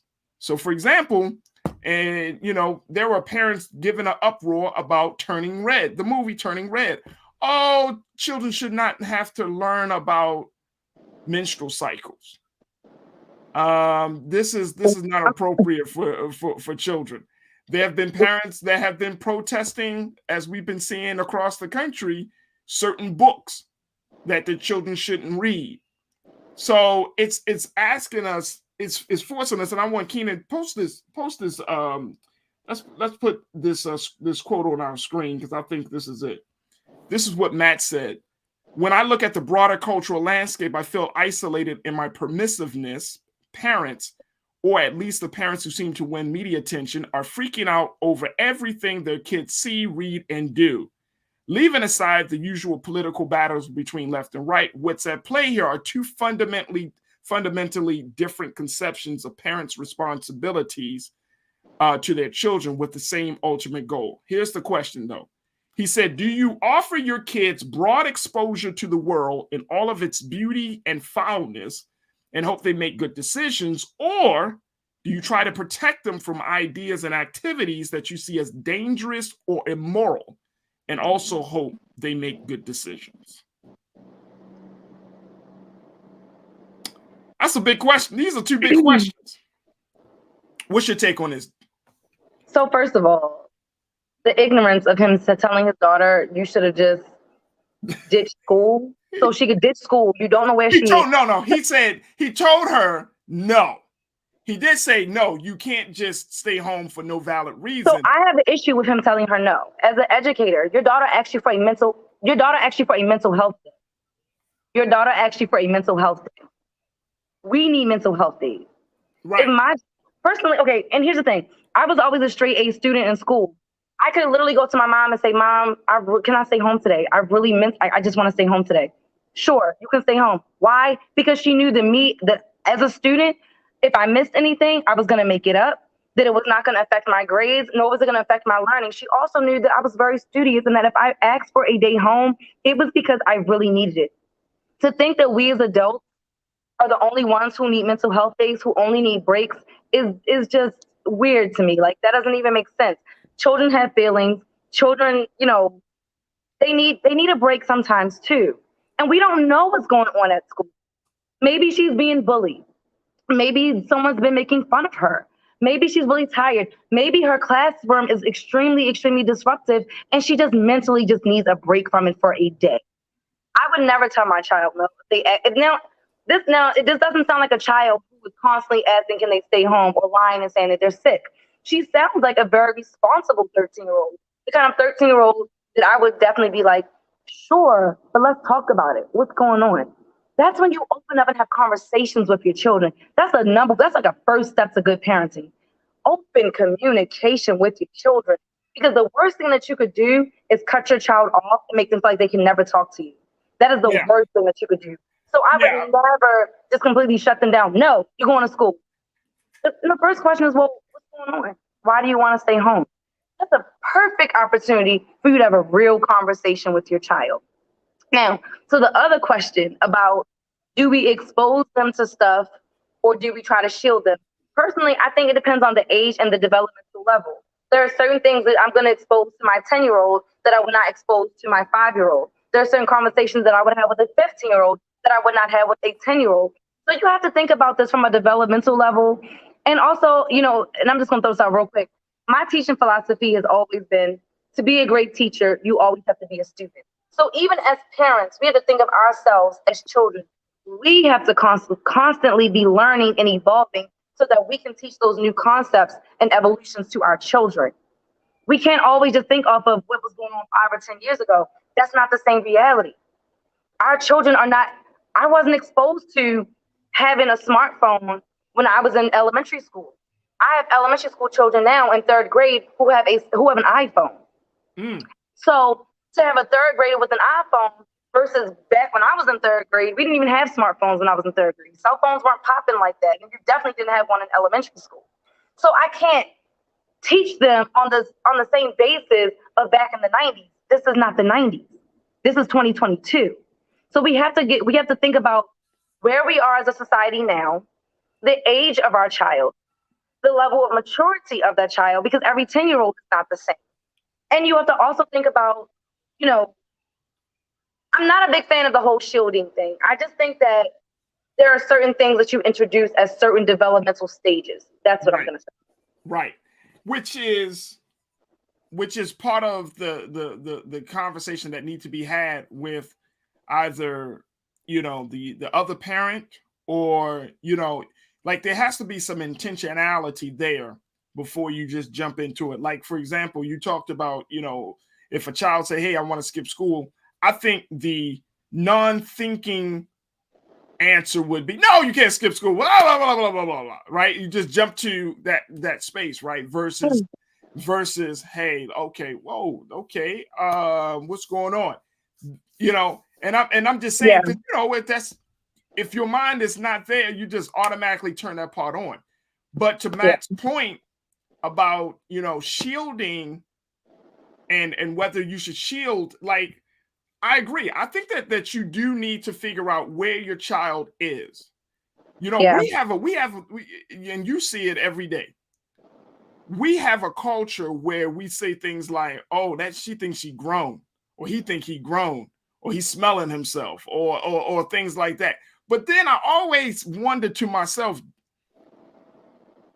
didn't you cultivate that? And I'm saying that as a parent. Like, we cultivate grownness in our children. The stuff that the students say, you know, I ask them, where do you get that from? And they'll tell me. You know, kids are so honest. You know, like, don't get me wrong, kids, you know, I'm not saying kids don't ever lie, because they do, to protect themselves or to get out of trouble. But they're free. They love, like, if you build those relationships with your students, I have the relationship with my students where they just talk like, some stuff I just wish they didn't tell me, to be honest. But they're exposed to a lot. They are exposed to a lot. I've had students ask me about, Miss Muhammad, do you watch Snowfall? How do you know that show? You don't watch that show, do you? I mean, what? I remember one time I had a student tell me they watching P-Valley with their mom. P-Valley. Wow. I was like, what? Huh?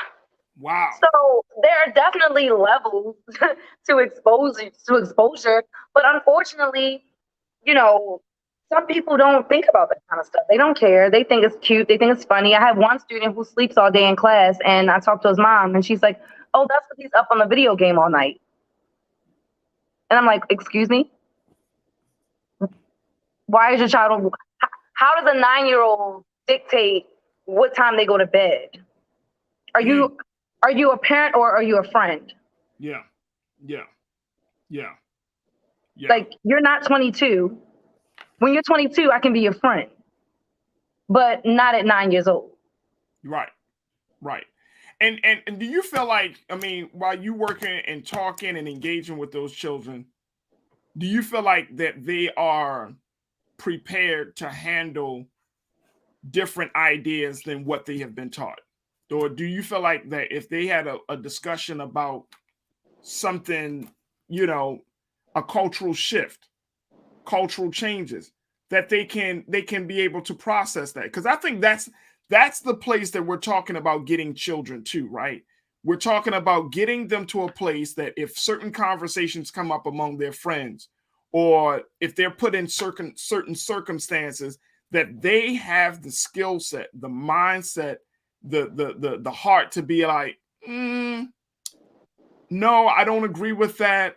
Yeah. Or, you know what I mean? Like, we want to get our children to that place. And I'm wondering, for a lot of parents, do you feel like that's the case? Are your children at that place? I personally, I do, because I hear those conversations all the time. I hear them to each other. No. Well, they'll come to me and tell me what so-and-so said. And I actually love that. I hate when they're like, oh, you snitched. I actually just had a conversation with them about the word snitching yesterday.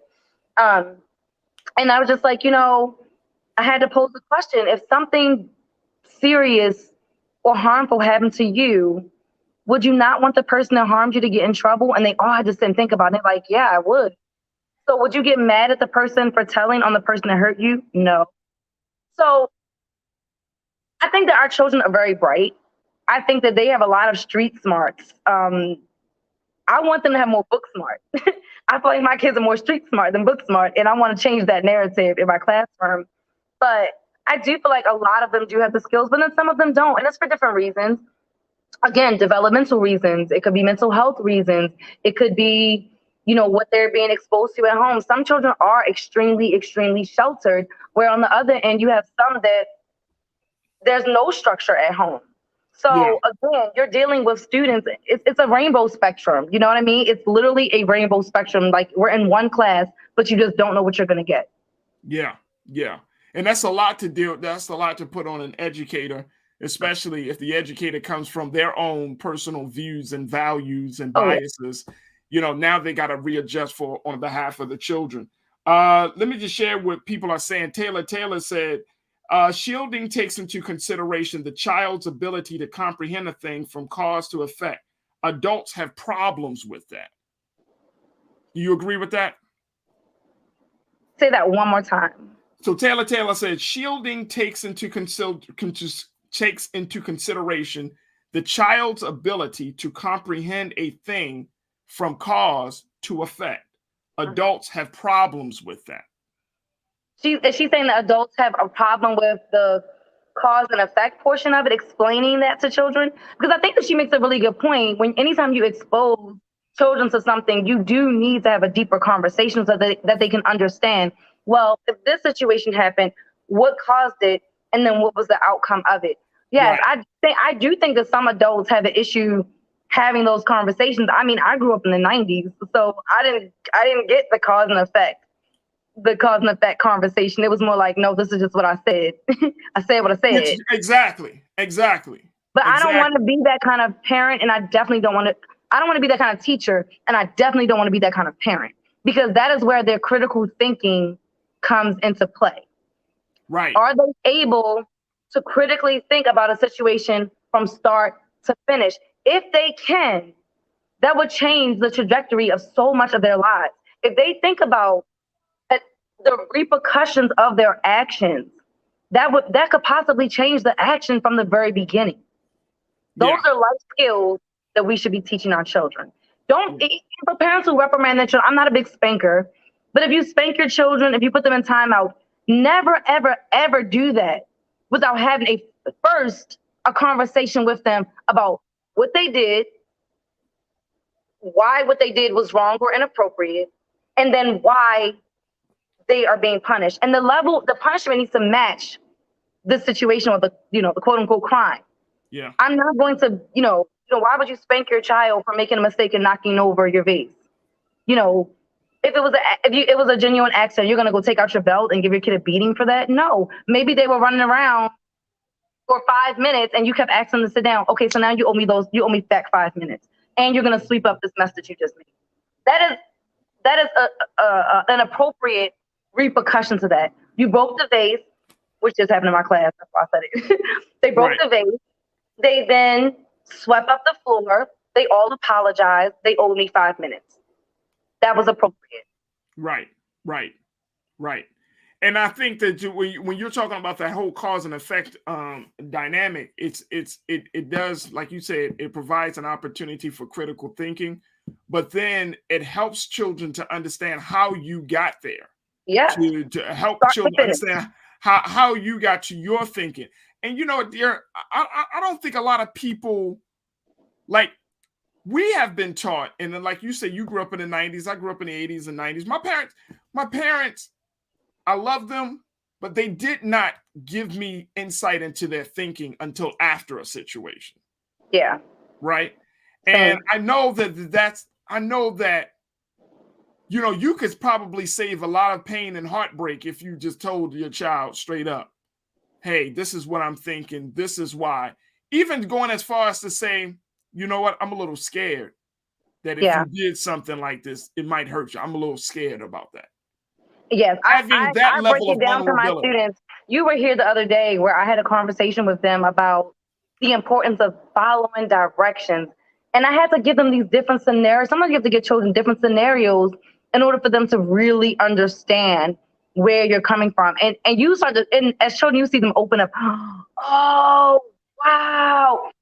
I didn't think about that. That makes so much sense, Miss Muhammad. Yeah. And that's the importance of having conversations. We expect children to just be children and then be adults. Yeah. We don't think there's any work besides sending them to school in the midst of all that. We think that teachers are the moms, we're the nurses, we're social workers, everything. We're all these things.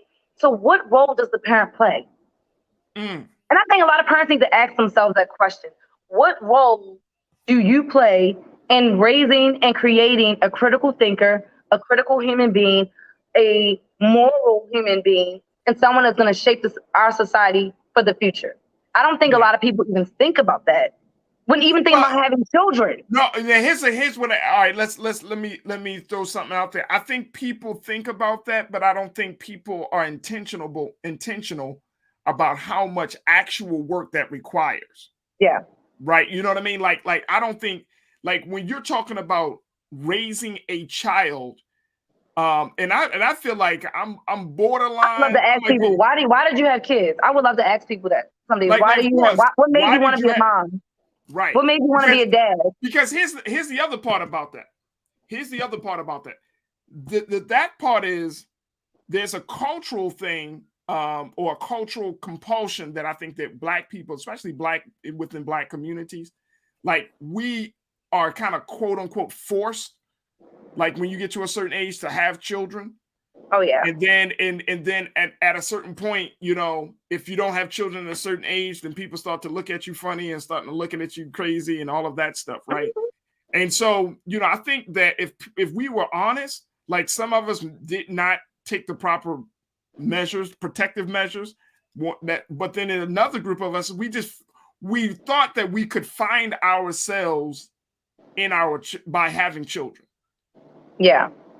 And so having children added to, it's like a resume builder, right? You know what I'm saying? Like, oh yes, I do this, I do that. Oh yeah, I'm a mom, I'm a dad. You know what I mean?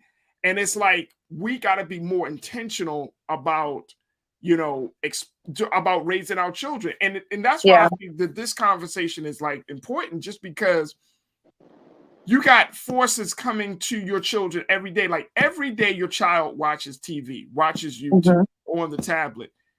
All of these ideas about the world are coming into their head at a very rapid pace. Yep. And then, this is something that I've had to personally do, start to deprogram your children from all of the information that's coming to them. We can't be with our children 24 hours a day, 7 days a week. Some of us can't because they just mentally and emotionally couldn't handle it. But the fact is that we can't be around. So you have to be like have to figure out what the balance is. But here's the thing, though, dear, that I think that is missing.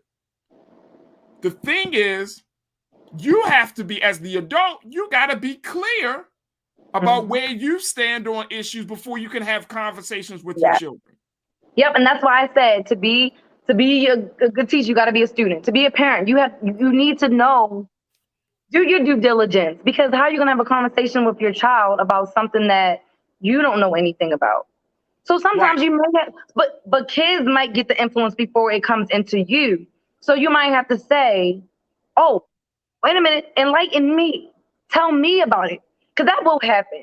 There are times when Nigel comes to me with something that has went way over my head. I'm like, I don't even know what you're talking about. You got it from YouTube. And I'm like, well, tell me about that. These are opportunities to talk. That is a big, big issue. Often parents don't even want to talk to their own children. I mean, I've had children ask me this year, is Jesus white? Is there such thing as heaven? I mean, they're asking me questions. Where do babies come from? Oh, God, I didn't answer that one. I didn't answer any of these questions, to be honest. But they're asking me questions that, in my mind, I'm like, why didn't you ask your mom? Why didn't you ask a caregiver at home? And sometimes I do say, well, did you ask your mom? I'm like, oh, no, like my mom, she just was like, go to my room or go, she was doing something. And I get it. Sometimes we are busy. And this goes to myself as well. We as parents have to do better with not making our children feel like they are a burden to us. They did not ask to be born. They did not ask to be in this world. You laid your hot tail down, since you want to call kids hot. You lay down and you had a good old time. And now you got a baby. And who's going to grow into an adult? So if you don't want kids coming up asking you questions, you might want to do some protective measures, have those in place before you decide to spread your legs and have the baby. So again, when you're talking about parenting, that goes back to family planning. Are you ready to have a child? Are you mentally, emotionally, financially, physically ready to take on a child? Because it's so much more than buying them Jordans. It's so much more than the clothes that you put on their back. Too many parents care, and I'm saying this for the Black community. Too many parents care more about the shoes on their feet, but you go in their house and there's not one book in their house for their child to read. I have a problem with that. Gotcha. Yep. No library, but you have all the latest fashions. Yep. Where's your parents thinking? Yep. Yep. And I think that's, and if you have books, if you expose your children to other resources, it gives them a sense of the world around them. If you have those deep conversations about cause and effect, ask them about their day. Ask them about their day. If you sit down and watch a YouTube video with them to understand what your child is looking at, to be able to get ready to be able to either lift up what's happening on the screen or deprogramming them from what's happening on the screen. Listen, so you got I've had to watch Guava Juice, okay? Guava Juice, Gaming with Kev. You know what I'm saying? Like, you gotta know, like, if you're a parent and you don't know that your child's favorite. When I know the stuff that they watch, they're shocked. You know that, Miss Muhammad? Yes. They're surprised because their parents don't know this stuff. They're not paying attention. Right. You need to know what your child is watching. You need to know what they're into, what their likes are, what their strengths. You should know. I can look at my son and I can almost surely tell you one of 3 things that he's going to be when he grows up. Just because I watch my son and I pay attention to who he is as a person. You have to watch and know your child. A teacher should not know your child better than you. That's it. That's not good. That's not good. All right, we're gonna have to stop the conversation right here. Nira, thank you so much for your analysis and insight as always. People were really, appreciated what you had to share to this afternoon. So we thank you so much and continue to do the great work of being an educator and more importantly, I don't know, Farajii. I don't know. That's another conversation. Another conversation. Appreciate you. Talk to you soon. Love you much. All right. All right, folks. That's going to do it for us. Man, what a fantastic show that we had today. Big shout out to all of our voices today. Big shout out to my big brother, Dr. Greg Carr, for checking in and spending some time with us in the early hour of the show. And then, of course, Ashley Banks and Nira Muhammad. Thank you, thank you, thank you, folks. Continue to support us. We having these conversations like no other. That's why we tell you each and every day, blackstarnetwork.com is the place to put your support behind. Yes, folks, support us. We want you to show us that you are serious just as much as we are serious about Black-owned media. Support us, Cash App, PayPal, Venmo, Zelle. Go to the website, download the app on your tablet, your smartphone, and your television, and make sure that you tell your friends and family about us. And then guess what? Boom! Get plugged in. Stay plugged in. Get unapologetically unfiltered and all of that and make sure that you do it with us. All right. We got great shows on this show, on this network. And guess what? We want you to see it. We want your family to see it because we know what we're offering is something that you're not going to get any other place. So big shout out to Brother Roland Martin for continuing to push the conversation and continue to push the envelope, blackstarnetwork.com. All right. I thank y'all for tuning in. So many of you have tuned in. Thank you. Thank you. Thank you for all of our culture crew on YouTube and Facebook. Thank you so much for tuning in. Stay tuned. Up next at 6 o'clock, of course, is Roland Martin Unfiltered. As always, never be afraid to challenge what's wrong. Stand for what's right while being yourself in the process. God willing, we'll talk tomorrow for another exciting edition of The Culture right here on the Black Star Network. Peace.